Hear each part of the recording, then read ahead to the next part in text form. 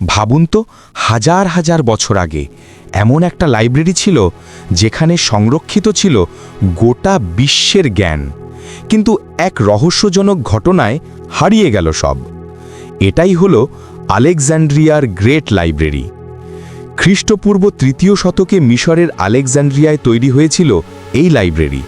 বলা হয় পৃথিবীর সব বড় সভ্যতার পাণ্ডুলিপি, বই আর জ্ঞান এখানে জমা ছিল। এখানে ছিল চিকিৎসা, জ্যোতির্বিজ্ঞান, গণিত, দর্শন, এমনকি এমন কিছু তথ্য যা হয়তো আজকের বিজ্ঞানকেও হার মানাতো। কিন্তু হঠাৎ একদিন ঘটে যায় ভয়াবহ ঘটনা। কেউ বলে আগুনে পুড়ে যায়, কেউ বলে যুদ্ধের সময় ধ্বংস হয়।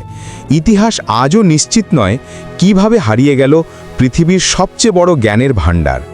প্রশ্ন হলো, যদি লাইব্রেরি টিকে থাকতো তাহলে হয়তো আমরা অনেক আগেই বিদ্যুৎ, বিমান কিংবা কম্পিউটার আবিষ্কার করে ফেলতাম। আলেকজান্ড্রিয়ার গ্রেট লাইব্রেরি আজও এক রহস্য। হারানো সেই জ্ঞানের ভাণ্ডারে কী ছিল তা হয়তো আমরা কোনোদিনই জানতে পারবো না।